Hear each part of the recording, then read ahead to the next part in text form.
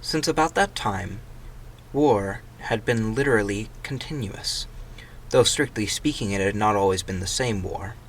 For several months during his childhood, there had been confused street fighting in London itself, some of which he remembered vividly. But to trace out the history of the whole period, to say who was fighting whom at any given moment, would have been utterly impossible, since no written record or no spoken word ever made mention of any other alignment than the existing one. At this moment, for example, in 1984, if it was 1984, Oceania was at war with Eurasia and in alliance with East Asia, and in no public or private utterance was it ever admitted that the three powers had at any time been grouped along different lines.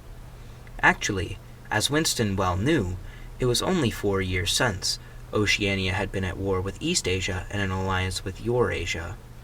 But that was merely a piece of furtive knowledge which he had happened to possess because his memory was not satisfactorily under control. Officially, the change of partners had never happened. Oceania was at war with Eurasia. Therefore, Oceania had always been at war with Eurasia. The enemy of the moment always represented absolute evil, and it followed that any past or future agreement with him was impossible. The frightening thing, he reflected for the 10,000th time as he forced his shoulders painfully backward. With hands on hips, they were gyrating their bodies from waist, an exercise that was supposed to be good for the back muscles. The frightening thing was that it might all be true. If the party could thrust its hand into the past and save this or that event, it never happened. That surely was more terrifying than mere torture and death. The party said that Oceania had never been in alliance with Eurasia. He, Winston Smith, knew that Oceania had been in alliance with Eurasia as short a time as 4 years ago. But where did the knowledge of that exist? Only in its own consciousness, which in any case must soon be annihilated. And if all others accepted the lie which the party imposed, if all records told the same tale, then the lie passed into history and became truth. Who controls the past, ran the party's slogan, controls the future. Who controls the present, controls the past. And yet the past, though of its nature alterable, never had been altered. Whatever was true now was true from everlasting to everlasting. It was quite simple. All that was needed was an unending series of victories over your own memory. Reality control, they called it. In newspeak, doublethink. "Stand easy," barked the instructress, a little more genially. Winston sank his arms to his sides and slowly refilled his lungs with air. His mind slid away into the labyrinth world of doublethink. To know and not to know. To be conscious of complete truthfulness while telling carefully constructed lies. To hold simultaneously two opinions which cancelled out, knowing them to be contradictory and believing in both of them. To use logic against logic, to repudiate morality while laying claim to it. To believe that democracy was impossible and that the party was the guardian of democracy. To forget whatever it was necessary to forget, then to draw it back in to memory again at the moment when it was needed, and then promptly to forget it again. And above all, to apply the same process to the process itself. That was the ultimate subtlety. Consciously to become and induce unconsciousness, and then once again to become unconscious of the act of hypnosis you had just performed. Even to understand the word doublethink involved the use of doublethink. The instructress had called them to attention again.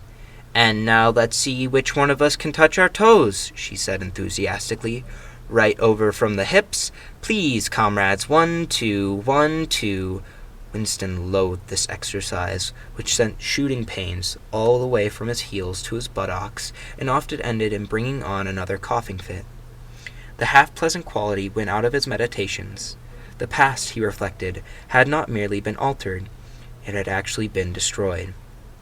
For how could you establish even the most obvious fact when there existed no record outside your memory? He tried to remember in what year he had first heard mention of Big Brother.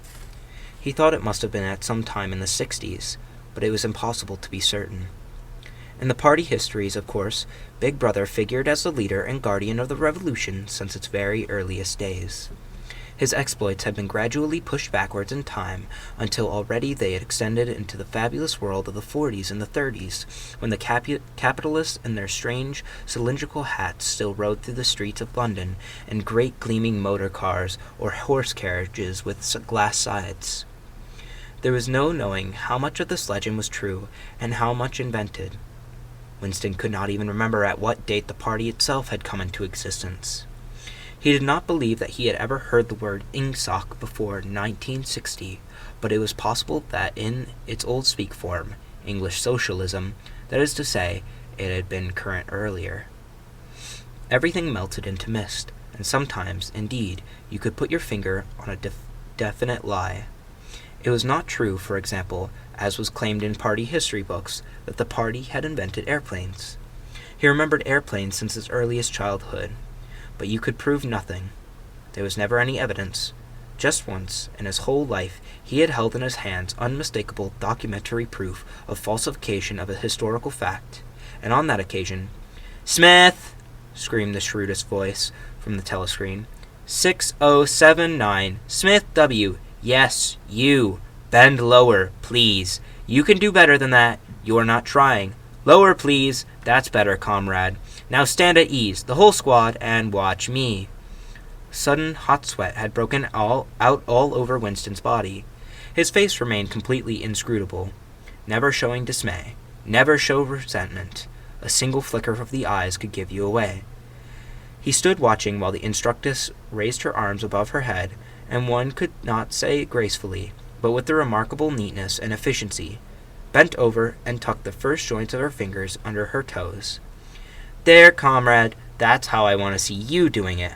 Watch me again. I'm 39, and I've had 4 children. Now look. She bent over again. You see my knees aren't bent. You all can do it if you want to, she added as she perfectly straightened up. Anyone under 45 is perfectly capable of touching his toes. We don't all have the privilege of fighting in the front lines, but at least we can all keep fit. Remember our boys on the Malabar front, all the sailors in the floating fortresses. Just think what they have to put up with. Now try again. That's better, comrade. That's much better, she added encouragingly as Winston, with a violent lunge, succeeded in touching his toes with knees unbent for the first time in several years.